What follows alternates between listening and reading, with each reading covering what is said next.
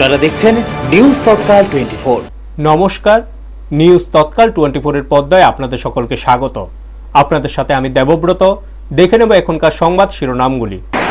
প্রচুর কর্মী সমর্থক নিয়ে ধর্মনগরে বিজেপি প্রার্থী জহর চক্রবর্তীর মনোনয়ন জমা। সাবরুম পিএমসির দ্বাদশ শ্রেণী বালিকা বিদ্যালয়ে বিশ্ব জল দিবস পালিত। মর্মান্তিক সড়ক দুর্ঘটনা, বিয়ের এক মাসে প্রাণ হারালেন যুবক, আহত 2। আগরতলার আমতলিতে 51 লক্ষ টাকার রাবার ছিনতাইয়ে চাঞ্চল্য, মুখ খুলল অ্যাসোসিয়েশন। বিশালগড়ের ঠিকাদারের বাড়িতে গুলি ও মুক্তিপণের হুমকি, পরিবার আতঙ্কিত। যক্ষ্মামুক্ত সমাজ গড়ার উদ্যোগে সাবরুম মহকুমা স্বাস্থ্য দপ্তরের সচেতনতা অভিযান। এখন সংবাদ বিস্তারিত। ধর্মনগর উপনির্বাচনকে সামনে রেখে ক্রমে চাঙ্গা হচ্ছে রাজনৈতিক পরিবেশ। সে আবহের মধ্যে সোমবার বিজেপি প্রার্থী জহর চক্রবর্তী মনোনয়নপত্র জমা দেন। এদিন তিনি দলীয় কর্মী সমর্থকদের নিয়ে একটি বড় মিছিল করে মহকুমা শাসক তথা রিটার্নিং অফিসার দেবযানী চৌধুরী দপ্তরে পৌঁছান। মিছিল জুড়ে ছিল দলীয় পতাকা, স্লোগান ও উৎসাহী সমর্থকদের ভিড়। রিটার্নিং অফিসারের অফিসে পৌঁছে তিনি আনুষ্ঠানিকভাবে নিজের মনোনয়নপত্র জমা দেন। এই সময় প্রদেশ বিজেপি সভাপতি রাজীব ভট্টাচার্য সহ দলের অন্যান্য নেতৃত্ব উপস্থিত ছিলেন এবং প্রার্থীকে সমর্থন জানান। উপনির্বাচনকে সামনে রেখে এই দিনের এই কর্মসূচিকে গুরুত্বপূর্ণ বলে মনে করা হচ্ছে। রাজনৈতিক মহলের মতে এই মিছিলের মাধ্যমে বিজেপি তাদের শক্তি প্রদর্শনের পাশাপাশি নির্বাচনী প্রচারে আরো গতি আনতে চাইছে। ব্যুরো রিপোর্ট, নিউজ তৎকাল 24। প্রেস এবং মিডিয়ার বন্ধুদের নমস্কার জানাই। আজকে 56 ধর্মনগর বিধানসভার উপনির্বাচনে ভারতীয় জনতা পার্টির মনোনীত প্রার্থী হিসাবে আজকে মনোনয়ন জমা দিয়েছি।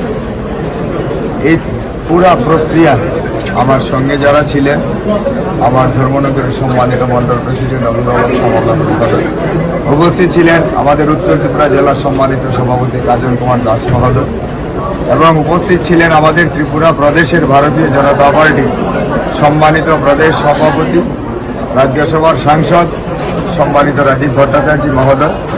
উপস্থিত ছিলেন রাজ্য স্তরের অন্যান্য নেতৃত্বরা, জেলা স্তরের নেতৃত্বরা, মন্ডল স্তরের নেতৃত্বরা। আমরা সবাই মিলে আমাদের কর্তব্যস্থিত অফিস থেকে বেরিয়ে, ভারতীয় জনতা পার্টির অফিস থেকে বেরিয়ে আমরা পুরো শহরে একটা র্যালি করে আমরা মনোনয়নপত্র জমা দিয়েছি। আর আমাদের এই মনোনয়নপত্র জমা দেওয়ার যে আমাদের যে পুরো যে বিষয়টাতে আমাদের ভারতীয় জনতা পার্টির ধর্মনগরের সমস্ত স্তরের কার্যকর্তারা সামিল হয়েছিলেন। বুথ স্তরের কার্যকর্তা, মন্ডল স্তরের কার্যকর্তা, জেলা মোর্চা সহ সমস্ত কার্যকর্তারা খুব একটা সুন্দর র্যালির মাধ্যমে, একটা বর্ণাঢ্য র্যালির মাধ্যমে আমরা সবাই একত্রিতভাবে মিছিল করে, সুশোভিত মিছিল করে আমরা নমিনেশন পত্র জমা দিয়েছি। বিশ্ব জল দিবস উপলক্ষে পিএমসি সাবরুম উচ্চতর মাধ্যমিক বালিকা বিদ্যালয়ের আইটি রুমে এক সচেতনতামূলক আলোচনা সভা অনুষ্ঠিত হয়। যদিও নির্ধারিত দিন ছিল গতকাল, শিক্ষা প্রতিষ্ঠান বন্ধ থাকার কারণে এদিন কর্মসূচিটি পালন করা সম্ভব হয়নি। এবারের বিশ্ব জল দিবসের থিম ছিল ওয়াটার অ্যান্ড জেন্ডার এবং water for all, equal rights, all opportunities. এই বিষয়গুলিকে সামনে রেখে জল সংরক্ষণ, সমতা এবং সকলের জন্য নিরাপদ পানীয় জলের প্রয়োজনীয়তা নিয়ে বিস্তারিত আলোচনা করা হয়। অনুষ্ঠানে উপস্থিত ছিলেন প্রাক্তন বিদ্যালয় পরিদর্শক দুলাল দাস এবং বিদ্যালয়ের সরকারি প্রধান শিক্ষক রঞ্জন দেবনাথ। তারা শিক্ষার্থীদের মধ্যে জল ব্যবহারের সচেতনতা বৃদ্ধি এবং গুরুত্ব সম্পর্কে আলোকপাত করেন। এই ধরনের উদ্যোগ শিক্ষার্থীদের মধ্যে পরিবেশ সচেতনতা ও সামাজিক দায়বদ্ধতা গড়ে তুলতে গুরুত্বপূর্ণ ভূমিকা পালন করে। ব্যুরো রিপোর্ট, নিউজ তৎকাল 24। আজকে আমরা এখানে মিলিত হয়েছি যে বিশ্ব জল দিবস উপলক্ষে। গতকালকেই গেছে এটা, তো আজকে আমরা পালন করছি। যেহেতু গতকাল এটা বন্ধ ছিল, তো এটা মূল পালন করার মূল হচ্ছে যে একজন মানুষ যদি বুঝে, একজন ছাত্র যদি বুঝে, এটাই আমাদের জন্য লাভ। কারণ আমরা এটা জানি যে পৃথিবী যে আমাদের যেটাতে আমরা বসবাস করি, সেখানে 4 ভাগের 3 ভাগ জল, আর 3 ভাগ জল, 1 ভাগ স্থল। এটা আমরা ছোটবেলা থেকেই পড়তে বলতে এসেছি। 1 ভাগ জলের মধ্যে জল এত বেশি আছে, সাগর, 7 সমুদ্র, 13 নদী বা এইগুলো যেগুলো মহাসাগর টাগর আছে, জলের তো অভাব নেই। কিন্তু খাওয়ার জলের কতটুকু আছে? পৃথিবীতে যা জল আছে তার মাত্র 2% আমরা খাওয়ার জল আছে, বাকি যে জলগুলো খাই সেগুলোর মধ্যে প্রবলেম আছে, যেগুলো খেলে আমাদের প্রবলেম হতো, তবুও আমরা খাই, কারণ আমরা কি করব, আমরা খেতে হবে। যার জন্য সরকার এখন হর ঘর নল জলের ব্যবস্থা করা হবে। রাস্তায় মুহূর্তের অসতর্কতায় কখন যে কেড়ে নেয় একটি তরতাজা প্রাণ, তার আরেকটি মর্মান্তিক উদাহরণ সামনে এলো।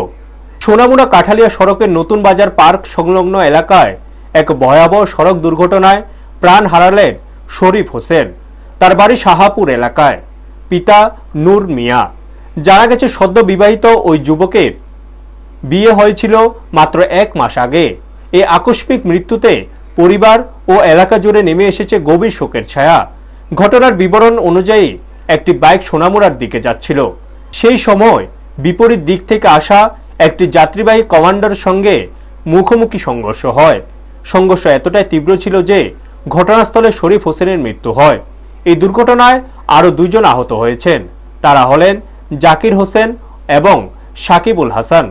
স্থানীয়দের দাবি বাইকটি অতিরিক্ত গতিতে চলছিল, যার ফলে এই মর্মান্তিক দুর্ঘটনা ঘটে। হঠাৎ এমন দুর্ঘটনায় একটি নতুন সংসার ভেঙে পড়েছে, আর এক তরুণ প্রাণের অকাল প্রয়াণে শোকাহত গোটা এলাকা। ব্যুরো রিপোর্ট, নিউজ তৎকাল 24। নামাজ পড়তাম না, আমরা রেডিওতে আছি, বাইরে বসে আছি, এটিকে কলেজ সাক্ষী দেখ শুরু আছে, তো ভেয়ের নামে যে ড্রাইভারটা আছে না, শরীর সে মারা গেছে, আমার চাই নতুন বাজার এরকম আমরা এই হসপিটাল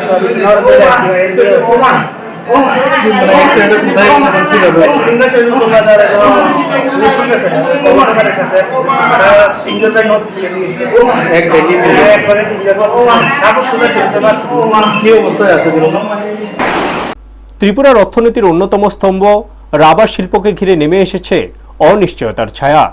আগরতলা আমতলী বাইপাসে প্রায় 51 লক্ষ টাকার রাবার শিট ছিনতাইয়ের ঘটনাকে কেন্দ্র করে তীব্র উদ্বেগ প্রকাশ করল all Tripura rubber association.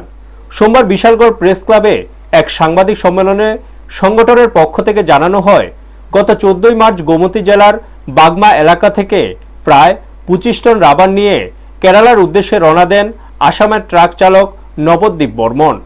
16 March আগরতলার আমতলী বাইপাস থেকে গাড়িটি রওনা হওয়ার কথা থাকলেও আচমকায় চালকের মোবাইল ফোন বন্ধ হয়ে যায় এবং ট্রাকের ট্রেকিং ডিভাইসও অচল হয়ে পড়ে।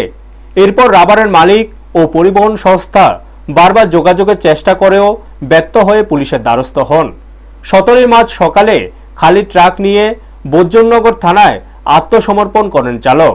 তার দাবি, অজ্ঞাত পরিচয় দুষ্কৃতীরা তাকে অপহরণ করে রাবার ছিনতাই করে নিয়ে যায়। ঘটনার পরই থানায় মামলা দায়ের করা হয় এবং পুলিশ চালক নবদ্বীপ বর্মনকে আটক করে তদন্ত শুরু করেছে।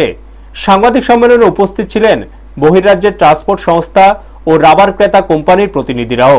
তাদের আশঙ্কা, এই ধরনের নিরাপত্তাহীনতা অব্যাহত থাকলে ভবিষ্যতে ত্রিপুরা থেকে রাবার কেনার আগ্রহ কমে যেতে পারে, যা রাজ্যের অর্থনীতিতে বড় ধাক্কা দিতে পারে। অল ত্রিপুরা রাবার অ্যাসোসিয়েশনের পক্ষ থেকে জানানো হয়েছে, বিষয়টি ইতিমধ্যে রাজ্যের মুখ্যমন্ত্রী ও পুলিশ মহানির্দেশকের নজরে আনা হবে। পাশাপাশি দ্রুত রাবার উদ্ধার এবং দোষীদের গ্রেপ্তারের দাবিও জানানো হয়েছে প্রশাসনের কাছে। ব্যুরো রিপোর্ট, নিউজ তৎকাল 24। আপনারা কি মনে করছেন, আপনাদের ব্যবসা ত্রিপুরায় যেভাবে চালাচ্ছেন, আইন শৃঙ্খলায় আপনারা কতটুকু চালাতে পারবেন? বাকি এতদিন পর্যন্ত তো আমাদের সুন্দর করে আমরা বিজনেস করছি, এত বড় ঘটনা ত্রিপুরা হয়নি। ছোটখাটো কিছু ঘটনা হয়েছে এবং ঘটনা হয়েছে ধরো খেয়েছে, কিন্তু এই এত বড় ঘটনা যদি এটা যদি ত্রিপুরা হয়ে যাবে, যদি সলিউশন না হয়, দিনে দিনে আমরা যত রাবার বিজনেস করেছি আমাদের সবের প্রত্যেকের ডাইরেক্টলি এবং ইনডাইরেক্টলি ক্ষতি হবেই হবে। পুলিশ তো তদন্ত করছে, আপনাদের কি সন্দেহ হয় বিষয়টা নিয়ে? আমরা তো টোটালি সন্দেহ, ড্রাইভারের উপরে সন্দেহ হচ্ছে, কারণ উনি বললো, একজন শুনলাম আপনার প্যানের কথা, উনি গাড়ি বিক্রি করার জন্য কয়েকজনের কাছে গেল। এটা জাস্ট পুলিশ ইনভেস্টিগেশন করবে, আমরা তো এটা বেশি কিছু বলতে পারবো না। আপনারা এখন কি চাইছেন? আমরা চাইছি আমাদের যে মেটেরিয়ালগুলো হারিয়েছে এটা যাতে তাড়াতাড়ি এটা রিকভার করা হয়, এটাই আমরা চাইছি। শান্ত শহরের বুকে ফের আতঙ্কের ছায়া। একের পর এক গুলি চালানো, অপহরণ ও মুক্তিপণের অভিযোগে চাঞ্চল্য ছড়িয়েছে বিশালগড়ে। অভিযোগ, অনুপ কুমার সাহার বাড়িতে গুলি চালানোর ঘটনার রেশ কাটতে না কাটতে সরকারি ঠিকাদার চন্দন দেবনাথকে লক্ষ্য করে দফায় দফায় হামলা চালায় দুষ্কৃতীরা। জানা গেছে রণবীর দেবনাথ ও তার সহযোগীরা চন্দন দেবনাথকে কৌশলে ডেকে নিয়ে গিয়ে আটক করে এবং 12 লক্ষ টাকা মুক্তিপণ দাবি করে। পরে কোনো মতে সেখান থেকে বেরিয়ে এসে প্রাণ বাঁচাতে তিনি ধাপে ধাপে প্রায় 5.5 লক্ষ টাকা দেন। এরপরও হুমকি থামেনি। 16 ও 20 মার্চ তার বাড়িতে ফের গুলি চালানো হয়। ওই সময় বাড়িতে না থাকলেও তার পরিবারের সদস্যরা আতঙ্কে ঘর ছেড়ে অন্যত্র আশ্রয় নিতে বাধ্য হয়। এমনকি 22 মার্চও আরও 10 লক্ষ টাকা দাবি করে হুমকি দেওয়া হয় বলে অভিযোগ। ঘটনার পর চন্দন দেবনাথের পরিবার থানার দ্বারস্থ হয়েছে। তবে অভিযুক্তের বিরুদ্ধে একাধিক মামলা থাকা সত্ত্বেও পুলিশি পদক্ষেপ নিয়ে প্রশ্ন উঠছে। পরিবারের পক্ষ থেকে মুখ্যমন্ত্রীর কাছে নিরাপত্তা ও ঘটনা নিরপেক্ষ তদন্তের আবেদন জানানো হয়েছে। ব্যুরো রিপোর্ট, নিউজ তৎকাল 24। সেদিন 15 তারিখ সন্ধ্যা 7টার সময় আমি যখন কাজের সাইডের থেকে আমি বাড়িতে আসার সময় রণবীর দেবনাথ আমারে কল করছে, কইছে যে বিশাল করে এই ডেম অফিসের পেছনে যেই শ্মশানের মাঠ ওইখানে যাওয়ার লেগে। আমি বলছি আমি তো কাজ থেকে আইতেছি, এখন তো যাওয়াটা আমার দ্বারা পসিবল হতো না, আমি পরে কথা কম। তো দেন হ্যাঁ কইছে যে আজ যাওয়ার লেগে যে কোনো উপায়ই হোক যাইতে হইব। তখন আমি যখন যাই যে যখন কইছে কি হয়েছে, কী ব্যাপার আমার ডাকা হয়েছে, তখন হের সাথে আরও 6-7টা ছেলে আসলো, কইছে যে আমার 12 লক্ষ টাকা দেওয়ার লেগে, নাইলে আমি ওইখান থেকে বাড়িতে আইতে পারতাম না। তখন আমি কী কারণে 12 লক্ষ টাকা দিতাম এটা, তখন কইছে যে আমি সরকারি কন্ট্রাক্টারি কাজ করি, তার লাগে 12 লক্ষ টাকা হেরে দিতেই হইব, না দিলে আমার প্রাণে মায়েরা ফেলাইব। দেন আমি কইছি যে এটা হলো তাহলে আমার মায়েরা নেই, বাট আমি তো টাকা দিতে পারতাম না। তখন হ্যাঁ বন্দুক মানে পকেট থেকে পিস্তল বার করে 2 রাউন্ড গুলি করছে, একটা উপরে একটা নিচে। তো কইছে যে হ্যাঁ আমার এখন মায়েরা নিব, হেরে টাকা দিতাম। তখন আমি কইছি যে ঠিক আছে, আমার কাছে যে এত টাকা নাই, আমি 1 লক্ষ টাকা হেরে দিয়ে দিব আমার প্রাণটা ভিক্ষা দেওয়ার লেগে। তখন আমি কইছি যে হ্যাঁ কইছে যে সঙ্গে সঙ্গে হইতো না, হেরে 12 লক্ষ টাকাই দিতে লাগবো। তখন আমার কইছে যে আর 2 লক্ষ টাকা দেবো। আমি তখন কইছি 2 লক্ষ টাকা আমি ব্যবস্থা, তুমি এর বেশি পারতো না। তখন রাত 8:30 বাজে আছে। তখন হ্যাঁ আমার 1 ঘন্টা সময় হয়েছে, 1 ঘন্টার মধ্যে 2 লক্ষ টাকা দেওয়ার লেগে।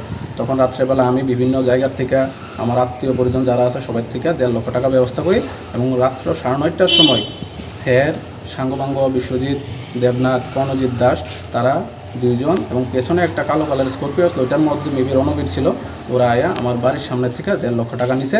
এবং 16 তারিখ বিকালবেলা আমার বাড়িতে ছাদ ঢালাই চলতেছিল, আমার বাড়ির সামনে যাইয়া 3 গাড়ি, একটা সাদা থার, একটা সাদা স্করপিও, একটা কালো স্করপিও নিয়ে গিয়া ওইখানে 2 রাউন্ড আবার ফায়ারিং করছে। তখন 4টা বাজে আমার বাড়িতে 40-50 জন লেবার আসলো, তারা খাওয়া দাওয়া করতে আসলো, আমার আত্মীয় পরিজনরা আসলো। তখন কইছে যে বাকি 10.5 লক্ষ টাকা সন্ধ্যা 6টার মধ্যে দেওয়ার লেগে, না হইলে এখান থেকে আমরা বাড়িঘর ছাইরা যাওয়ার লেগে। সাবরুমে যক্ষ্মা দূরীকরণের লক্ষ্য নিয়ে দক্ষিণ জেলা স্বাস্থ্য দপ্তর নতুন এক কার্যক্রম শুরু করেছে। সোমবার সাবরুম মহকুমা হাসপাতালের কনফারেন্স হলে সাংবাদিক সম্মেলনের মাধ্যমে এই বিশেষ সচেতনতা অভিযানের সূচনা করা হয়। মহকুমা স্বাস্থ্য আধিকারিক নিপেন্দ্র রিয়াং জানান, আগামী 24 মার্চ থেকে মহকুমা জুড়ে 100 দিনের নিবিড় সচেতনতা অভিযান শুরু হবে। পরিসংখ্যান অনুযায়ী বর্তমানে সাবরুম মহকুমায় 47 জন যক্ষ্মা রোগীর চিকিৎসা চলছে, যাদের মধ্যে 2 জন শহরের বাসিন্দা।